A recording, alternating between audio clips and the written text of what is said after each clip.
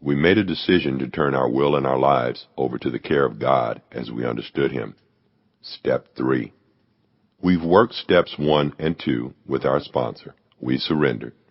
And we've demonstrated our willingness to try something new. This has charged us with a strong sense of hope.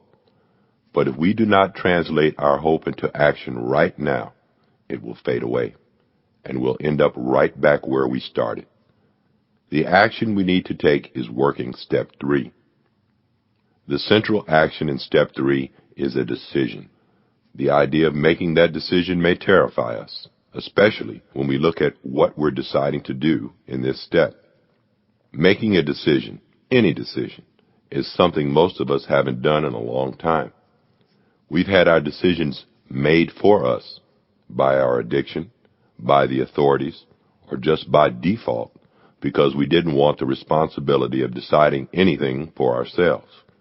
When we add to this the concept of entrusting the care of our will and our lives to something that most of us don't understand at this point, we may just think this whole thing is beyond us and start looking for a shortcut or an easier way to work our programs. These thoughts are dangerous, for when we take shortcuts in our program, we short-circuit our recovery.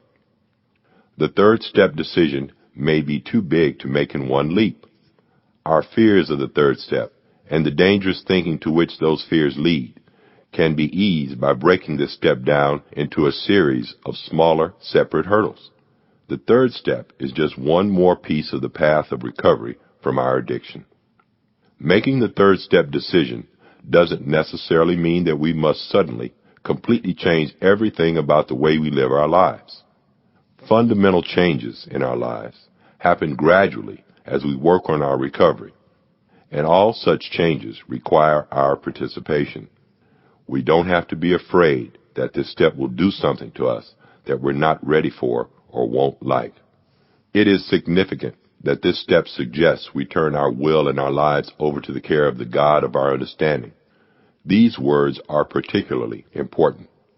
By working the third step, we are allowing someone or something to care for us, not control us or conduct our lives for us.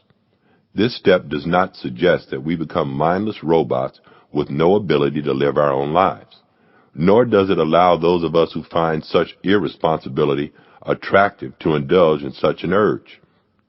Instead, we are making a simple decision to change direction, to stop rebelling at the natural and logical flow of events in our lives, to stop wearing ourselves out trying to make everything happen as if we were in charge of the world. We are accepting that a power greater than ourselves will do a better job of caring for our will and our lives than we have. We are furthering the spiritual process of recovery by beginning to explore what we understand the word God to mean to us as individuals. In this step, each one of us will have to come to some conclusions about what we think God means. Our understanding doesn't have to be complex or complete.